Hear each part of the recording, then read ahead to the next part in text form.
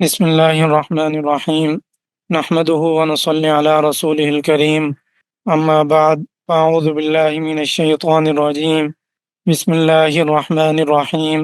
لقد جاءكم رسول من أنفسكم عزيز عليه ما عنتم حريص عليكم بالمؤمنين رؤوف رحيم. وقال النبي صلى الله عليه وسلم: أنا سيد ولد آدم يوم القيامة ولا فخر، أو كما قال عليه الصلاة والسلام. اللهم صل على محمد وعلى آل محمد كما صليت على إبراهيم وعلى آل إبراهيم إنك حميد مجيد. اللهم بارك على محمد وعلى آل محمد كما باركت على إبراهيم وعلى آل إبراهيم إنك حميد مجيد. اللہ تبارک و تعالی ہمیں سیرت طیبہ کا لوٹ نصیب فرما دیں، ہمارے لیے اس سلسلہ کو ذخیرہ آخرت بنا دیں۔ آج کی اس نشست کا جو موضوع ہے وہ نبی کریم صلی اللہ علیہ وسلم کا نسب نامہ شریف اور اس کے خصائص و فضائل ہیں،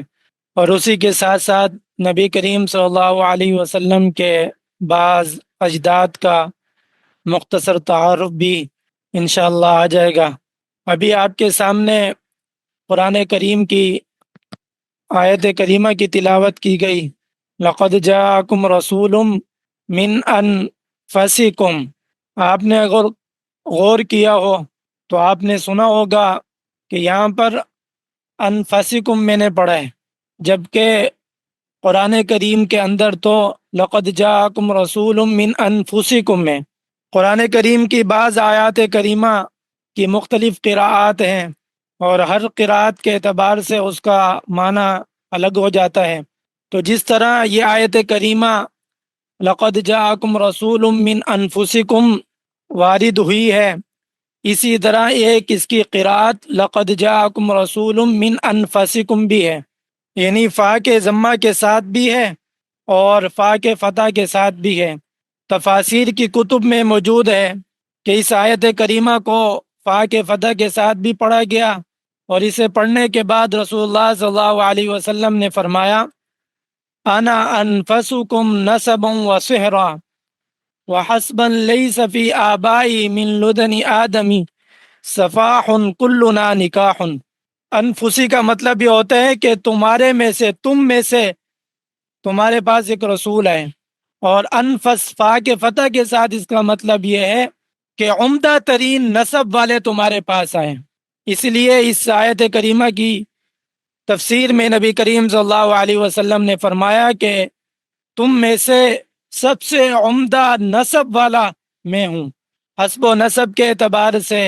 رشتہ داریوں کے اعتبار سے سب سے افضل ترین میں ہوں، اور میرے آباء و اجداد میں حضرت آدم علیہ السلام سے لے کر آج تک کہیں بھی زنا نہیں ہوا، سارے کے سارے اسلامی طریقے پر نکاح ہوئے ہیں، کہیں پر بھی زنا نہیں ہوا۔ گویا کہ نبی کریم صلی اللہ علیہ وسلم کے پورے نسب نامہ میں حضرت آدم علیہ السلام سے لے کر رسول اللہ صلی اللہ علیہ وسلم تک کہیں بھی زنا کا مادہ نہیں پایا گیا۔ آپ کے اجداد بھی اپنے زمانے کے سب سے پاکیزہ لوگ، اور آپ کی جدات بھی، آپ کی دادیاں بھی اپنے زمانے کی سب سے پاکیزہ ترین خواتین۔ اسی طرح رسول اللہ صلی اللہ علیہ وسلم نے فرمایا، صحیح مسلم کی روایت ہے، ان اللہ اصطفیٰ کنانۃ من ولد اسماعیل واصطفیٰ قریشا من کنانہ واصطفیٰ من قریش بنی ہاشم واصطفانی من بنی ہاشم، کہ اللہ تبارک و تعالی نے اسماعیل علیہ السلام کی اولاد سے کنانہ کا انتخاب فرمایا، اور پھر کنانہ کی اولاد سے قریش کا انتخاب فرمایا، اور قریش کی اولاد سے بنی ہاشم کا انتخاب فرمایا، اور پھر بنی ہاشم سے میرا انتخاب فرمایا۔ اور بعض دیگر روایات میں تفصیل کے ساتھ ہے، حضرت آدم علیہ السلام سے انتخاب فرمایا، حضرت ابراہیم علیہ السلام کا، حضرت ابراہیم علیہ السلام کی اولاد سے انتخاب فرمایا، حضرت اسماعیل علیہ السلام کا، اور پھر حضرت اسماعیل علیہ السلام کے بعد ان کی نسب جس میں کنانہ آ گئے، قریش آ گئے، بنی ہاشم آ گئے، اور آخر میں نبی کریم صلی اللہ علیہ وسلم۔ تو اس اعتبار سے رسول اللہ صلی اللہ علیہ وسلم کا جو نسب نامہ ہے، اللہ تبارک و تعالی نے تکوینی طور پر یہ نظام بنا دیا تھا کہ زمانے کا رخ چاہے جس نہج پر ہی ہو، زمانہ چاہے جس تاریکی میں ڈوبا ہوا ہو، لیکن رسول اللہ صلی اللہ علیہ وسلم کے نسب نامے کے جو لوگ تھے وہ اپنے زمانے کے بہترین لوگ اور اللہ تبارک و تعالیٰ کا قرب پانے والے لوگ تھے۔ اس لیے بعض علماء نے تو یہاں تک اس سے یہ نقطہ نکالا ہے، اور بعض ضعیف روایات سے بھی ثابت ہے کہ نبی کریم صلی اللہ علیہ وسلم کے پورے نسب نامے میں کوئی مشرک نہیں تھا، شرک کرنے والے نہیں تھے۔ یہ ایک الگ پہلو ہے۔ البتہ بالکل صحیح روایات سے یہ بات ثابت ہے کہ یہ سارے کے سارے اجداد نبی کریم صلی اللہ علیہ وسلم کے نسب نامے کے جتنے بھی لوگ ہیں اپنے زمانے کے افضل ترین لوگ تھے، اور ان میں کوئی بھی زنا کرنے والا نہیں تھا۔ آپ صلی اللہ علیہ وسلم کا نسب کس طرح ہے؟ آپ صلی اللہ علیہ وسلم کا نسب نامہ محمد ابن عبداللہ ابن عبد المطلب بن ہاشم بن عبد مناف بن قصی بن کلاب بن مرہ بن کعب بن لوئی بن غالب بن فہر بن مالک بن نضر بن کنانہ بن خزیمہ بن مدرکہ بن الیاس بن مضر بن نزار بن معد بن عدنان۔ یہاں پر پہلے چند ایک باتیں سمجھ لینی چاہیے کہ بعض روایات میں، بعض کتابوں میں نبی کریم صلی اللہ علیہ وسلم کا نسب نامہ حضرت سیدنا آدم علیہ الصلاۃ والسلام تک پہنچایا گیا ہے، اور بعض کتب میں آپ کا نسب نامہ حضرت سیدنا اسماعیل علیہ الصلاۃ والسلام تک پہنچایا گیا ہے۔ لیکن محقق اور تحقیق سے ثابت شدہ جو نسب نامہ قطعیت کے ساتھ اس امت کو پہنچا ہے وہ یہی نسب نامہ ہے عدنان تک۔ اس کے اوپر کا جو نسب نامہ ہے وہ تحقیق سے ثابت شدہ نہیں ہے۔ حضرت سیدنا عبداللہ ابن عباس رضی اللہ تعالیٰ عنہما تو یہاں تک فرمایا کرتے تھے کہ عدنان کے اوپر جو شخص نسب نامہ بیان کرتا ہے وہ جھوٹ بولتا ہے، وہ غلطی پر ہے، اس سے اوپر تحقیق سے ثابت شدہ نسب نامہ نہیں ہے۔ اور یہ نسب نامہ جو آپ کے سامنے ابھی پڑھا گیا یہ امام بخاری رحمہ اللہ تعالیٰ نے اپنی کتاب صحیح البخاری میں نقل فرمایا ہے۔ اس لیے جہاں پر بھی نسب نامہ بیان کرنا ہو تو عدنان تک قطعیت کے ساتھ بیان کیا جا سکتا ہے۔ اس کے بعد کا جو نسب اگر کوئی بیان کرے تو یہ بات بتا کر بیان کرے کہ عدنان کے بعد کا نسب صحیح روایات سے ثابت نہیں ہے، اس کے اندر ضعف ہے۔ محمد ابن عبداللہ ابن عبد المطلب بن ہاشم بن عبد مناف بن قصی بن کلاب بن مرہ بن کعب بن لوئی بن غالب بن فہر بن مالک بن نضر بن کنانہ بن خزیمہ بن مدرکہ بن الیاس بن مضر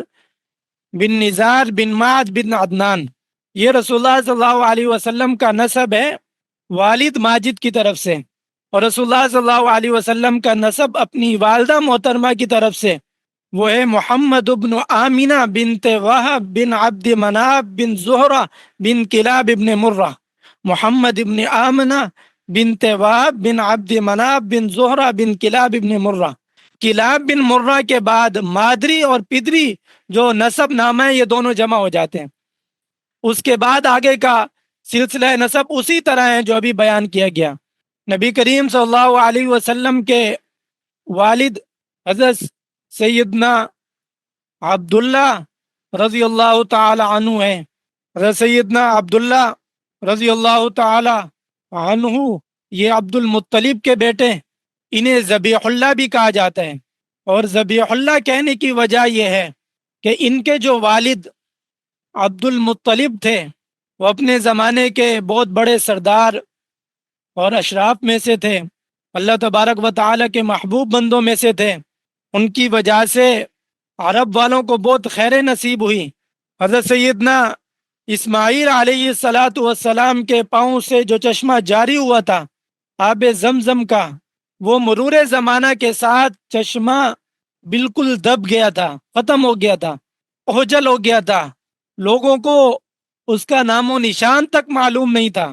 لیکن اللہ تبارک و تعالی نے آب زمزم کو کیونکہ اس امت میں بھی جاری کرنا تھا، تو رسول اللہ صلی اللہ علیہ وسلم کے دادا عبد المطلب کے ذریعے اسے دوبارہ اجاگر کیا گیا۔ تفصیلی واقعہ ہے کہ آپ نے خواب دیکھا، خواب میں آپ کو بتایا گیا کہ کنواں کھودو، آپ کو بات سمجھ میں نہیں آئی، پھر خواب میں آئے، پھر دوبارہ تیسری مرتبہ چوتھی مرتبہ خواب میں، چنانچہ جا کر آپ نے کنواں کھودنے کا ارادہ کیا تو وہاں قریشی لوگوں نے منع کیا، لیکن آپ نے کسی کی رکاوٹ کا خیال نہیں کیا، پرواہ نہیں کی اور کھودنا شروع کر دیا۔ اور جیسے ہی کھودتے گئے تو بعد میں حضرت سیدنا اسماعیل علیہ الصلاۃ والسلام کا چشمہ ظاہر ہو گیا، اور اس کی وجہ سے آپ کا مقام و مرتبہ عرب میں بہت زیادہ معروف مشہور ہو گیا، مزید آپ کی فضیلت مزید پختہ ہو گئی۔ اور اس کنویں کے کھودنے میں آپ کے صرف اکلوتے بیٹے حارث آپ کے ساتھ تھے، اور اس وقت آپ نے نظر مانی تھی کہ اگر اللہ تبارک و تعالی نے مجھے 10 بیٹے دیے کہ وہ میرے کام میں معاون بن سکیں تو میں اپنا ایک بیٹا اللہ تبارک و تعالی کے راستے میں ذبح کروں گا۔ چنانچہ آپ کے 10 بیٹے مکمل ہوئے، ان میں سب سے چھوٹے بیٹے عبداللہ تھے، ان کا نام بھی سب سے پسندیدہ، کیونکہ رسول اللہ صلی اللہ علیہ وسلم نے فرمایا کہ اللہ تبارک و تعالی کے نزدیک سب سے پسندیدہ نام عبداللہ اور عبد الرحمن ہے، اور عبد المطلب کو بھی سب سے زیادہ پسندیدہ یہی بیٹے ہیں۔ اب کون سے بیٹے کو ذبح کرنا ہے، اس نظر کے نتیجے میں بہت سوچا تو قرعہ اندازی کی گئی، جب بھی قرعہ ڈالتے عبداللہ کا نام آتا، جب بھی قرعہ ڈالتے عبداللہ کا نام آتا۔ عبداللہ کو ایک مرتبہ لے جا رہے تھے ذبح کرنے کے لیے، تو سب بہنوں نے، خاندان والوں نے، بھائیوں نے بہت زیادہ چیخو پکار کی اور کہا کہ یہ تو سب سے لاڈلے بیٹے ہیں، انہیں تو ذبح نہ کریں۔ تو بعض روایات میں آتا ہے کہ بہنوں نے کہا تھا کہ آپ اس کی جگہ دیت دے دیں، اور بعض روایات میں آتا ہے کہ خاندان والوں نے مشورہ دیا کہ فلاں علاقے میں اہل کتاب کے بہت بڑے عالم موجود ہیں، ان سے جا کر پتہ کر لیتے ہیں کہ اس موقع پر ہمیں کیا کرنا چاہیے، وہ جو بتائیں گے اسی طرح کر لیں گے۔ چنانچہ یہ ان کے پاس گئے، سارا ماجرا انہیں بتایا، تو انہوں نے انہیں مشورہ دیا کہ آپ اونٹوں کو اور عبداللہ ان کے درمیان قرعہ اندازی کریں، اگر عبداللہ کا نام آئے تو اونٹ بڑھا دیں، پھر عبداللہ کا نام ہے تو مزید اونٹ بڑھا دیں، تو جب اونٹوں کا نام آ جائے تو اتنے اونٹ ذبح کر لینا۔ تو اس وقت ایک انسان کی جو دیت ہوتی تھی وہ 10 اونٹ ہوا کرتی تھی، تو آپ نے 10 اونٹ اور عبداللہ کے درمیان قرعہ نکالا تو عبداللہ کا نام آیا، آپ نے 10 اونٹ بڑھا دیے، 20 اونٹ اور عبداللہ کے درمیان قرعہ اندازی کی، پھر بھی عبداللہ کا نام آیا، 30 اونٹ کر دیے، پھر 40 اونٹ کر دیے، 50 60 70 80 90 100 اونٹوں تک لے گئے۔ جب 100 اونٹ اور عبداللہ کے مقابلہ کیا گیا قرعہ اندازی میں تو تب اونٹوں کا نام آیا۔ آپ نے مزید تسلی کے لیے دوبارہ کیا، تب بھی اونٹوں کا نام آیا، پھر مزید تسلی کے لیے کیا، تیسری مرتبہ تب بھی اونٹوں کا نام آیا، تو آپ نے پھر جا کر 100 اونٹ کو ذبح کیا، اور تب سے ایک انسان کی دیت 100 اونٹوں کے برابر ہو گئی، اور رسول اللہ صلی اللہ علیہ وسلم نے بھی اس چیز کو باقی رکھا، اور اب بھی اگر کوئی مسلمان قتل ہو جاتا ہے کسی مسلمان کے ہاتھوں تو اس کی جو دیت ہوگی وہ 100 اونٹ ہوگی، تو ان کی یہ سنت اس امت کے اندر بھی جاری ہو گئی۔ تو اس وجہ سے حضرت عبداللہ کو ذبیح کہا جاتا ہے، اور رسول اللہ صلی اللہ علیہ وسلم کو ابن الذبیحین کہا جاتا ہے، کہ یہ 2 ذبیحوں کے بیٹے ہیں، اور 2 ذبیحوں سے کون مراد ہیں؟ ایک حضرت سیدنا اسماعیل علیہ الصلاۃ والسلام مراد ہیں، کہ حضرت ابراہیم علیہ الصلاۃ والسلام انہیں ذبح کرنے کے لیے گئے تھے، اور خواب کے ذریعے ابراہیم علیہ الصلاۃ والسلام کو حکم دیا گیا تھا، اور دوسرے انہی کی نسب سے رسول اللہ صلی اللہ علیہ وسلم تشریف لائے، اور دوسرے عبداللہ یہ بھی ذبیح کہلائے، ان پر بھی وہ ذبح والے ساری چیزیں چلی، لیکن اللہ تبارک و تعالی نے محفوظ فرما لیا، اور اس کے نتیجے میں 100 اونٹ ذبح ہو گئے۔ آپ نے حضرت آمینہ رضی اللہ تعالی عنہ سے نکاح کیا، اور نکاح کرنے کے چند دن بعد آپ سفر میں چلے گئے، اور سفر ہی میں آپ کا انتقال ہو گیا، اور تب وہ حضرت آمینہ حاملہ ہو چکی تھی رسول اللہ صلی اللہ علیہ وسلم سے۔ بعض روایات کے اندر تو آتا ہے کہ آپ کی جو عمر تھی جناب عبداللہ رضی اللہ تعالی عنہ کی تو وہ 18 سال تھی، بعض روایات کے اندر 35 سال ہے، بعض میں 30 سال کے لگ بھگ ہے،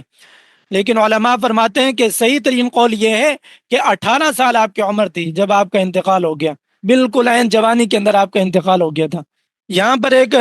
اہم مسئلے کی طرف اشارہ کر دینا مناسب ہے، وہ یہ کہ رسول اللہ صلی اللہ علیہ وسلم کے والدین کریمین جو ہیں،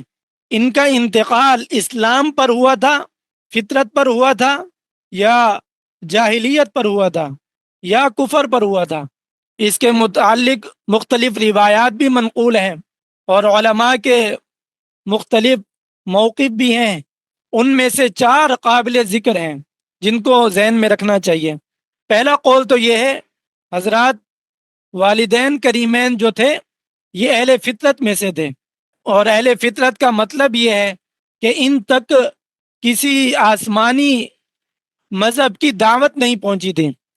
عیسیٰ علیہ الصلاۃ والسلام رسول اللہ صلی اللہ علیہ وسلم کا جو درمیانی زمانہ ہے، اس کو فطرت کا زمانہ کہا جاتا ہے۔ ویسے تو تمام انبیاء علیہ الصلاۃ والسلام کے درمیان کا جو زمانہ ہوتا ہے،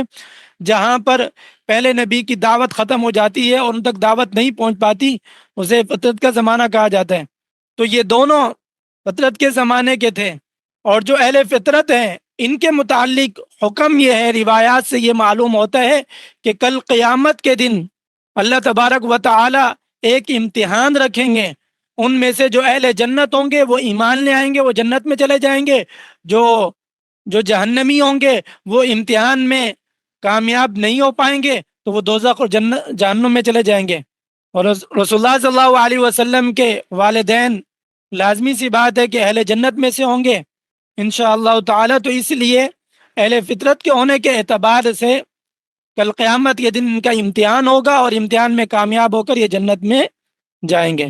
یہ پہلا علماء کے اقوال ہیں، اور کئی روایات بھی اس پر ہیں۔ ہمارے پاس کیونکہ وقت کی قلت ہے اس لیے ہم زیادہ ان روایات کی تحقیق میں نہیں جاتے، اور اگر کسی کو عربی کتب کی طرف، عربی مصادر کی طرف رسائی حاصل ہو، وہ سمجھ سکتا ہو، تو سبل الہدا والرشاد فی سیرت خیر العباد نامی کتاب ہے، اور بہت مفصل کتاب ہے، اہم ترین کتاب ہے سیرت پر، تو وہاں پر اس کا مطالعہ کیا جا سکتا ہے۔ اور دوسرا قول یہ ہے کہ والدین کریمان یہ ملت ابراہیمی پر تھے، تو ظاہر سی بات ہے جب ملت ابراہیمی پر تھے تو اہل حق میں سے تھے، اہل جنت میں سے تھے۔ اور تیسرا قول یہ ہے کہ جو بعض روایات سے ثابت ہوتا ہے کہ نبی کریم صلی اللہ علیہ وسلم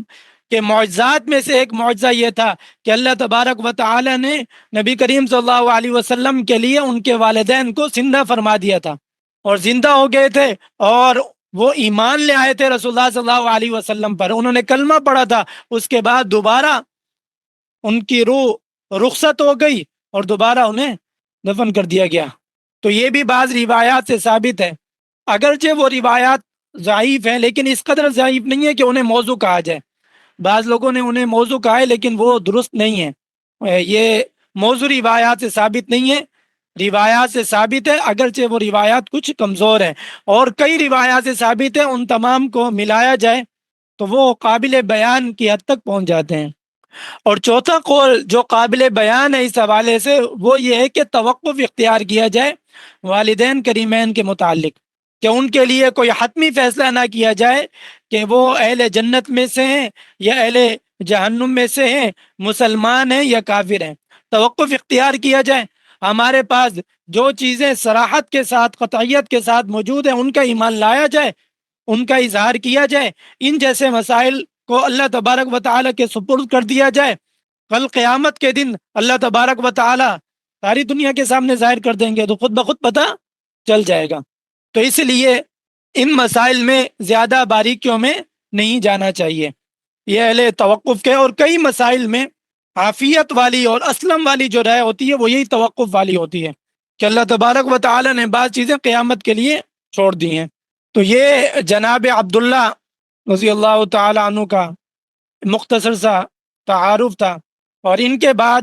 عبد المطلب آتے ہیں، اور عبد المطلب کا جو اصل نام ہے وہ شیبۃ الحمد ہے، شیبۃ الحمد۔ اور عبد المطلب آپ کو اس وجہ سے کہا جاتا ہے کہ آپ کے جو والد تھے ان کا بہت جلد انتقال ہو گیا تھا، آپ یتیمی کی زندگی گزار رہے تھے۔ آپ کے چچا مطلب وہ مکہ مکرمہ میں رہتے تھے، وہ مدینہ منورہ میں گئے انہیں لینے کے لیے، کیونکہ ان کا جو ننیال تھا وہ مدینہ منورہ میں تھا۔ وہاں سے انہیں لے کر آئے، جب لا رہے تھے تو جب مکہ مکرمہ میں داخل ہونے لگے، لوگوں نے پوچھا یہ کون ہے، کیونکہ مطلب بڑی شان والی شخصیت تھی اور یہ میلے کچیلے تھے، یتیمی کے آثار واضح چمک رہے تھے، ظاہر ہو رہے تھے، تو اس لیے انہوں نے کہہ دیا کہ یہ میرے غلام ہیں۔ اور بعد میں جب اپنے گھر پہنچ گئے تو عمدہ لباس انہیں پہنایا، خوشبو وغیرہ لگائی، اس کے بعد کہا کہ یہ میرا عظیم الشان بھتیجا ہے۔ لیکن وہ بات مشہور ہو گئی پہلے والی کہ یہ مطلب کے غلام ہیں، اس لیے انہیں عبد المطلب کہا جانے لگا۔ ان کا مقام و مرتبہ بہت بلند تھا، واقعہ فیل آپ نے سنا ہوگا، اس میں بھی ان کا بہت اہم کردار رہا۔ اور اسی طرح زمزم کا کنواں بھی اللہ تبارک و تعالی نے آپ کے ہاتھوں سے وہ کھلوا دیا، جو امت کے لیے آج تک جاری ہے اور جاری رہے گا انشاءاللہ تعالی قیامت تک۔ عبد المطلب بیٹے ہیں ہاشم کے، اور ہاشم کا اصل نام تھا عمرو۔ ہاشم کی وجہ تسمیہ یہ ہے کہ حشم کا مطلب ہوتا ہے چورا کرنا، ٹکڑے ٹکڑے کرنا۔ ایک دفعہ مکہ مکرمہ میں قحط آ گیا تھا، تو جناب ہاشم نے روٹیوں کا چورا کر کے اس میں سلید بنائی تھی اور پورے اہل مکہ کو کھلایا تھا۔ آپ سخاوت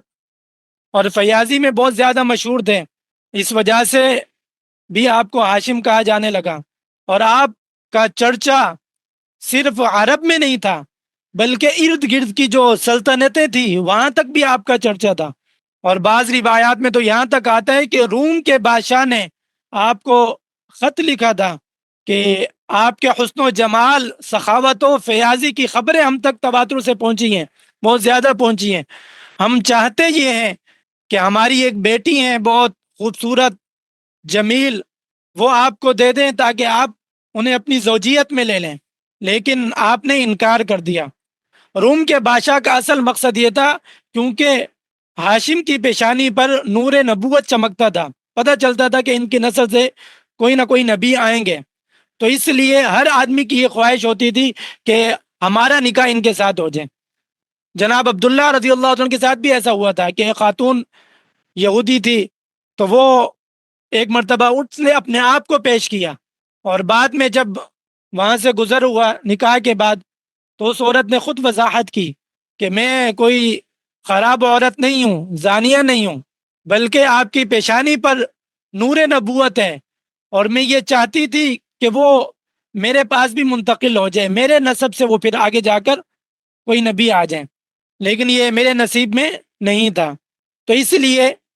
بہت سے لوگوں نے ان کے سامنے پیش کیا۔ آپ نے ایک اہم ترین کام کیا، سورۃ الفیل آپ نے پڑھی ہوگی، لإیلاف قریش ایلافہم رحلۃ الشتاء والصیف، کہ قریش کے سال میں 2 مرتبہ تجارتی قافلے جایا کرتے تھے،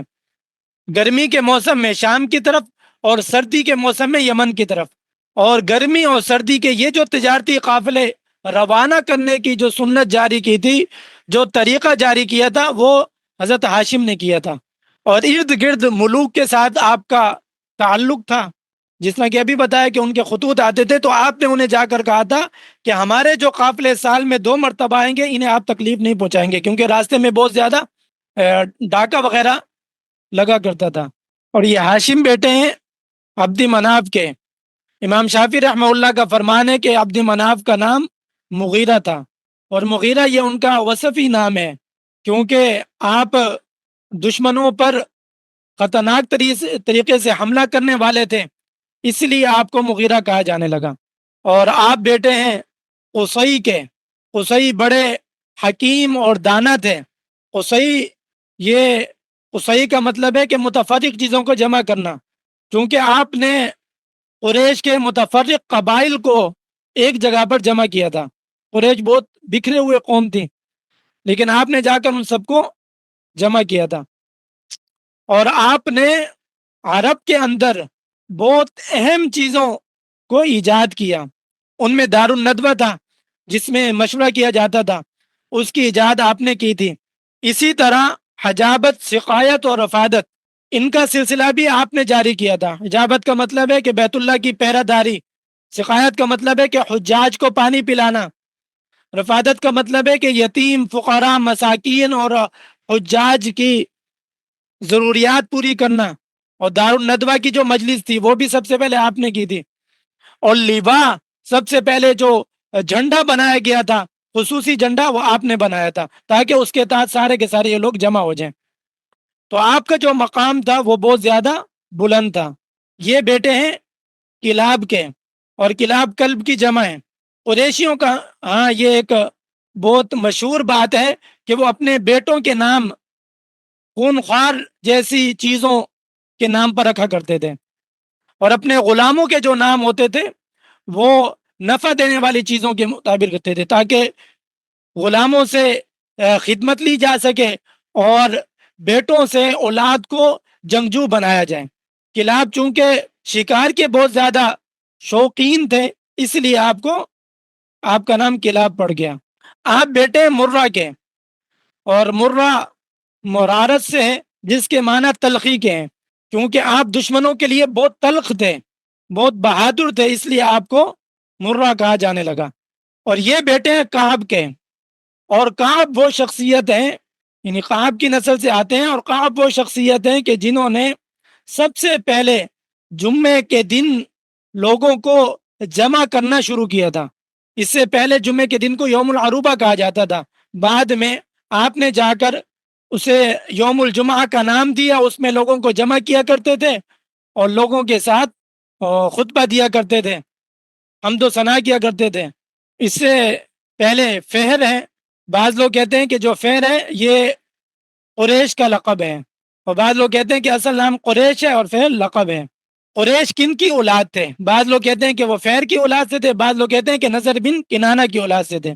اور ان سے اوپر نظر ہے، یہ حسن و جمال کی وجہ سے انہیں نظر کہا جاتا تھا، ان کا اصل نام قیس تھا۔ ان سے اوپر کنانہ ہے، علم و فضل کی وجہ سے لوگ دور دراز سے ان کے پاس سفر کرنے کے لیے آیا کرتے تھے۔ خزیمہ کے متعلق ابن عباس رضی اللہ تعالیٰ عنہ کا قول ہے کہ ان کا انتقال ملت ابراہیمی پر ہوا تھا۔ مدرکہ کا اصل نام عمرو تھا، اور بعض لوگ کہتے ہیں کہ ان کا نام عامر تھا، اور مدرکہ انہیں اس وجہ سے کہتے ہیں کہ انہوں نے ہر طرح کی عزت کو پایا تھا قریش کے اندر، تو مدرکہ کا مطلب ہوتا ہے پانے والا، حاصل کرنے والا، تو ہر چیز کو حاصل کیا تھا، تو اس وجہ سے انہیں مدرکہ کہا جانے لگا۔ الیاس جو ہیں، ان کا نام حضرت سیدنا الیاس علیہ الصلوۃ والسلام کے نام پر تھا۔ بیت اللہ کی طرف سب سے پہلے جو حدی کی سنت جاری کی گئی کہ بیت اللہ کی طرف جانور لے کر جو لوگ جایا کرتے تھے اور وہاں ذبح کرتے تھے حج کے دوران، سب سے پہلا کام آپ نے کیا تھا، اور یہ کام اس امت میں بھی پھر جاری رہا۔ مضر، ان کا نام اصل عمرو تھا، اور مضر ان کا لقب ہے، اور یہ بھی ترش یعنی سختی سے اور ترش سے مشتق ہے۔ آپ کو کیونکہ وہ ترش والی چیزیں بہت زیادہ مرغوب تھی تو اس لیے انہیں مضر کہا جانے لگا۔ نزار نظر سے، جس کے معنی ہوتے ہیں بہت تھوڑے، کیونکہ آپ اپنے زمانے میں ان لوگوں میں سے تھے کہ جن کی مثال زمانے میں ملنا بہت کم ہے، تو اس وجہ سے انہیں نزار کہا جانے لگا۔ اور آپ کی پیشانی کو دیکھ کر لوگ سمجھ جایا کرتے تھے کہ یہ بہت بڑے آدمی ہیں، اور ان کی نسل سے بہت بڑے آدمی آنے والے ہیں۔ معد، یہ عادت سے مشتق ہیں، اور بعض لوگ کہتے ہیں کہ یہ افساد سے مشتق ہے، بڑے بہادر اور جنگجو تھے، اور انہوں نے بنی اسرائیل کے ساتھ بڑی جنگیں لڑی ہیں۔ اور ایک نبی ارمیہ بن حلقیہ علیہ الصلاۃ والسلام کے ساتھ یہ ہجرت بھی کی تھی انہوں نے، اور انہیں اللہ تبارک و تعالیٰ کی طرف سے حکم آیا تھا، اس لیے معد کا جو نسب نام ہے یہ بنی اسرائیل میں بہت مشہور ہے۔ اس سے اوپر عدنان ہے، اور عدنان حضرت سیدنا اسماعیل علیہ الصلاۃ والسلام کے جو 12 بیٹے تھے ان کے دوسرے نمبر کے بیٹے تھے قدار بن اسماعیل، ان کے نسب سے ہیں۔ اسماعیل، حضرت قدار اور عدنان کے درمیان کتنے واسطے ہیں؟ یہ ہیں ان کی اولاد سے ہی یقینی بات ہے، لیکن ان کے درمیان کتنے واسطے ہیں یہ یقین کے ساتھ نہیں کہا جا سکتا۔ بعض لوگ کہتے ہیں کہ 10 واسطے، بعض لوگ 20 واسطے کہتے ہیں، بعض لوگ اس سے بھی زیادہ واسطے کہتے ہیں۔ یہ مختصر تعارف تھا نبی کریم صلی اللہ علیہ وسلم کے اجداد کا۔ اللہ تبارک و تعالی ان پاکیزہ نفوس کی برکت سے ہمیں پاکیزگی نصیب فرمائے۔ یہ نصب نامہ اتنا بابرکت اور مبارک ہے کہ اگر یہ نصب نامہ پڑھ کر کسی مریض پر دم کیا جائے تو وہ شفایاب ہو جائے۔ سبحانک اللہم و بحمدک نشہد ان لا الہ الا انت استغفرک و اتوب الیک۔ السلام علیکم ورحمۃ اللہ وبرکاتہ۔